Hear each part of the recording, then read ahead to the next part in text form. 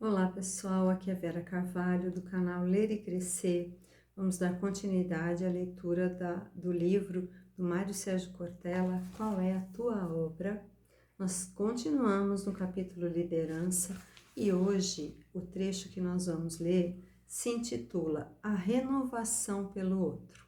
Só o título já promete, né? Porque se renovar é preciso todos os dias. Quem ainda não aprendeu isso, aproveita e aprende com o Cortella aqui com as minhas reflexões, ok?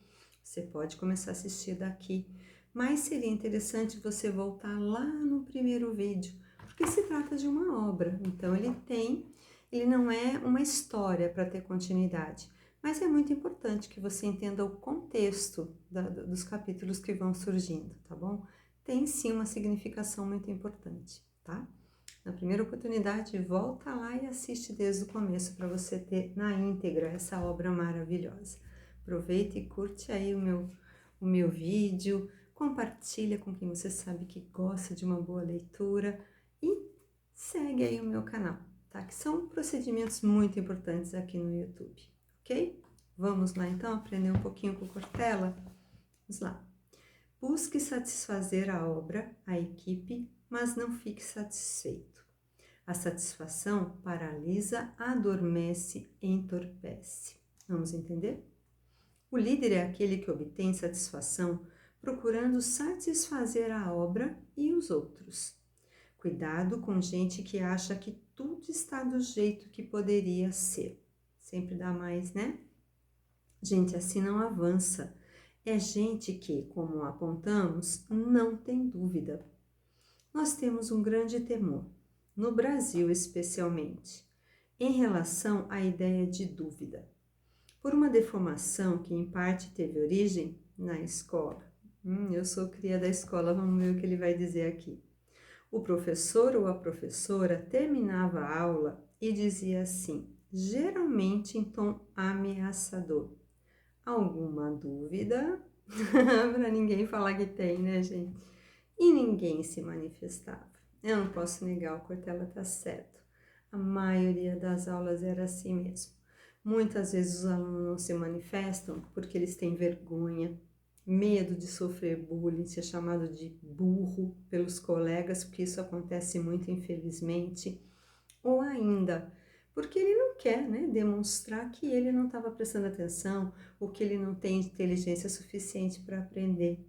Na verdade, inclusive perante o próprio professor, que muitas vezes inequivocadamente acaba achando que deu uma aula excelente, maravilhosa e o aluno é que não entendeu. Enfim, muitas são as questões que a gente poderia abordar nesse sentido. Vamos ver qual é o olhar do Cortella. Vamos lá. E ninguém se manifestava. Vez ou outra, alguém levantava a mão e o resto da classe caía matando, olha aqui, né? Ou porque o taxava de burro, entre aspas, ou ainda porque não quer prolongar o assunto. Às vezes o aluno não está interessado no assunto ou não quer dar margem para o professor continuar dando aula, sempre quer dar aquela matadinha de aula no final do período, né? Tudo isso acontece dentro de uma sala de aula. Entretanto, a inteligência está em ter dúvidas e não em não tê-las. Você vai ter dúvidas se você prestou atenção, se você quer saber mais. Se você se satisfaz só com aquilo, simplesmente você muitas vezes está desinteressado, como eu já disse, ou nem prestou atenção no assunto, né? Vamos lá. Mas não haveria o avanço das ciências, dos negócios, da economia, da vida pessoal, se a gente não tivesse dúvidas. Mas o arrogante não duvida de nada, nunca. Como ressaltei, ele é cheio de certezas. É bom ter cuidado também com quem concorda com você o tempo todo, em tudo o que você faz. Gente que concorda com tudo que você faz, ou não gosta de você, ou começou a se preparar para o derrubar. Isso é perigoso, hein? Os dois são muito perigosos. Porque gente que lhe respeita discorda de você quando tem que discordar. Do contrário, você não consegue crescer. Um concorrente burro te emburrece. Um adversário fraco o enfraquece, porque ele o deixa satisfeito e tranquilo em relação à situação. E essa é uma coisa muito séria. Eu tenho um colega na PUC São Paulo e a gente se odeia há 30 anos. Tudo que eu escrevo, ele escreve contra e vice-versa. Eu lanço um livro, ele fala mal. Ele vai disputar um cargo, eu disputo também. Toda semana a gente se encontra e almoça junto. Sabe por quê? Porque ele me faz crescer, ele discorda de mim, ele consegue fazer com que eu melhore. Em outubro de 2005, lancei o livro Não Espere pelo Epitáfio, Provocações Filosóficas, no auditório do Sesc da Avenida Paulista, em São Paulo. Um evento conjunto com Leonardo Boff, quando ele lançou uma magnífica trilogia, Virtudes para o Outro Mundo Possível. Era uma quinta-feira. Na segunda-feira seguinte, fui à universidade e passei ao lado do meu odioso, entre aspas, colega, com o livro debaixo do braço e perguntei-lhe se havia lido minha nova obra. Ele respondeu, li e não gostei. Ah, inveja sua! Você não gostou porque não lançou nada este ano. Não gostei daquela discussão que você faz da resignação como cumplicidade. Eu não achei completa. Isso aí é porque não foi você que escreveu. Mas o que eu fiz quando eu cheguei à minha sala? Corri a ler o texto que ele apontou. É evidente, eu o respeito, ele me faz crescer, ele me melhora. No dia em que ele morrer, ou deseja que assim seja, claro, estarei segurando a alça do caixão dele no cemitério e chorando. Porque no dia em que ele morrer, eu vou ficar menos, vou ficar menor. Mas que lindo isso, né, gente? Às vezes a gente fica bravo, irritado, aborrecido com quem nos critica. Não é brigar, né, gente? É critica, aponta as nossas falhas, os nossos defeitinhos. E, no entanto, muitas vezes são essas observações que nos fazem crescer de verdade. É isso que faz com que você chegue na sua casa, olhe no espelho e se veja de verdade. Fala, opa, a pessoa tem razão. Eu quero me melhorar nisso. Ou, eu sou assim, mas tá bom do jeito que eu sou, eu gosto de ser desse jeito. Entende a diferença? Você tem o poder da escolha sobre você mesmo. Magnífico isso. Tomemos, pois, muito cuidado com a satisfação. A satisfação paralisa, a satisfação adormece, a satisfação entorpece. A satisfação pode nos deixar num estado de tranquilidade. Sabe o que é o oposto? O que nos renova é a outra pessoa, a que nos desafia a ser diferente, a que nos obriga a pensar de outro modo.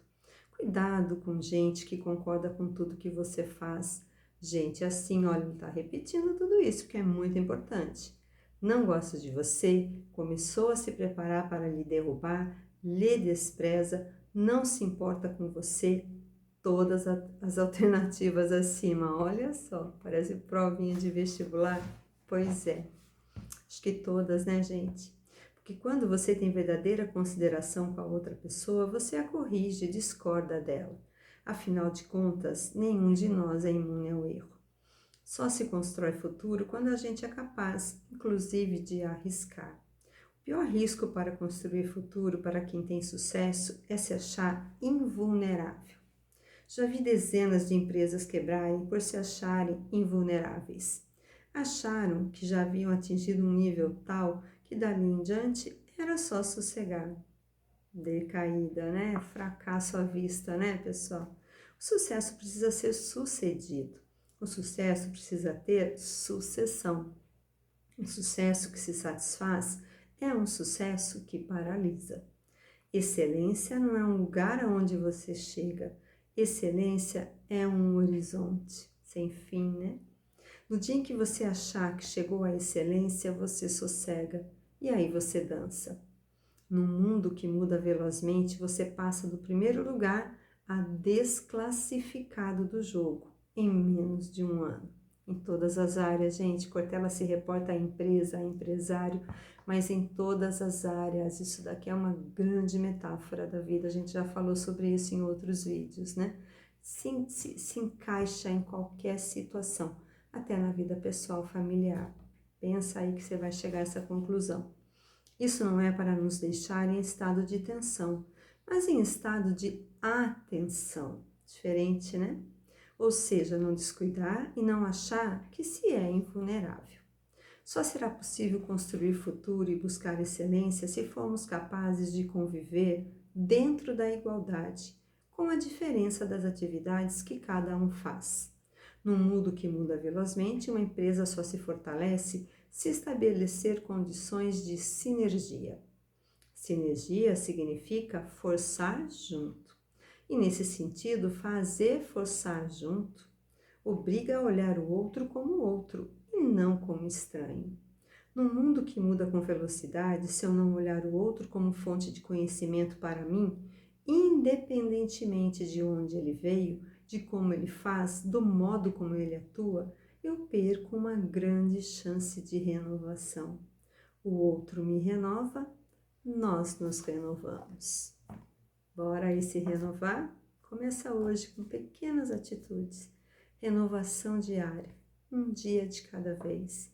E você vai conquistando, vai galgando e vai evoluindo e chegando não só onde você quer chegar, mas a ser melhor por você e para você, dia a dia.